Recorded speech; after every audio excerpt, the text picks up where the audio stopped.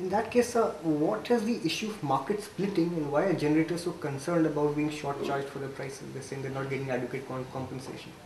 As you say that we have a scarcity of electricity, we also have a scarcity of transmission.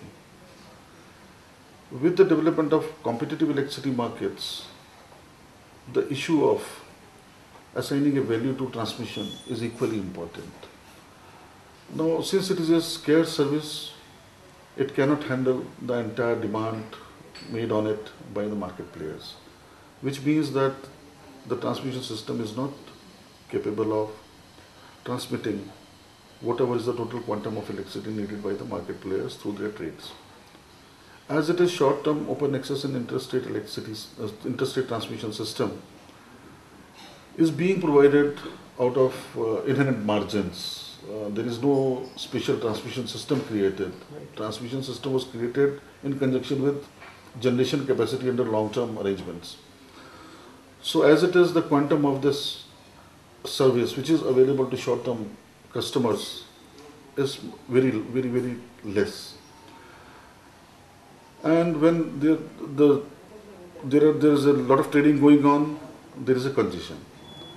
Market splitting is one market-based method whereby we try to find the real value of buying and selling the electricity in different areas, taking into account the value of transmission. And in the past, certain non-market based methods have been used, but they don't incentivize the market players towards efficiency, and they do not provide any long-term signals for new investments in transmission. So market-based methods have to be used. Certain methods are available. Market splitting is one of them, which suits the power exchange design for our country. And there seems to be some lack of understanding that generators get a lower payment due to market splitting. In market splitting, basically, the objective is to reduce the flow through a congested corridor by reducing generation on the surplus side and reducing consumption on the consumption side or deficit side.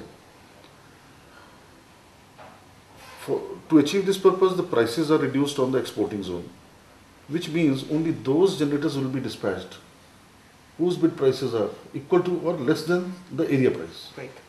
It is not a question of paying somebody less than what he has quoted for. It is only selecting those generators who have quoted less than the area clearing prices. Yes, in uniform market clearing price mechanism, generally people tend to get, people are awarded single price irrespective of their bid. So people tend to make more profit. But when the clearing price is reduced, that profit is reduced. But they are still getting according to their bid. Right. So this is not a loss, actually this is a cost of transmission. So is there any charge that is levied on the generator or that is charged? No, the charge is reflected only in terms of the local prices. Only in the terms of local prices. The generators or sellers get lower market clearing price. So only the efficient generators and cheaper generators get a priority.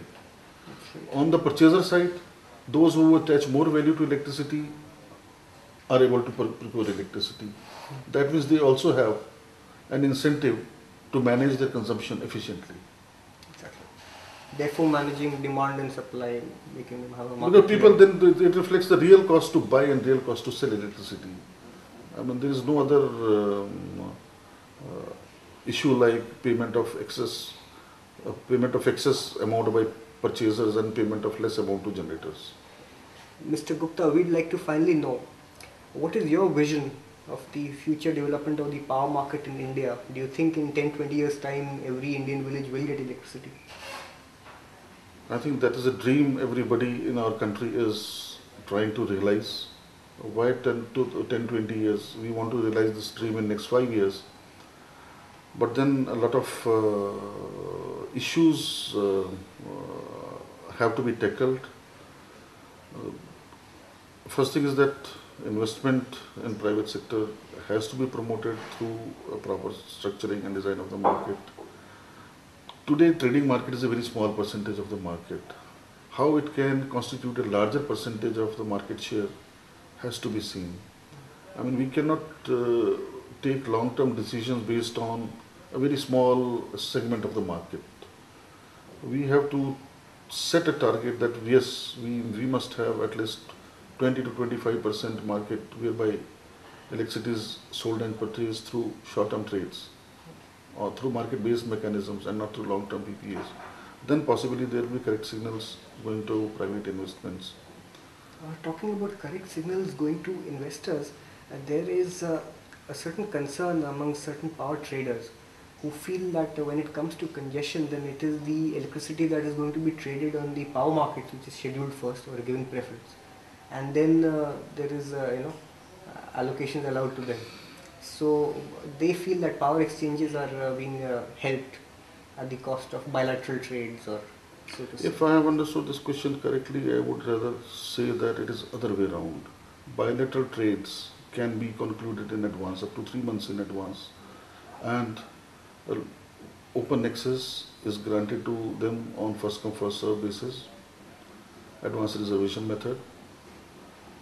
It is only the residual short-term open access which is available on day-ahead basis that is available to power exchanges. Nothing has been reserved for power exchanges. There is no reservation at all. Right. As a matter of fact, whatever has been booked by way of advance reservation is not taken back for the sake of power exchanges. So power exchanges have to manage the show with only residual open access. And whatever is still left out is available to system operator to allocate in any other manner, like contingency trading.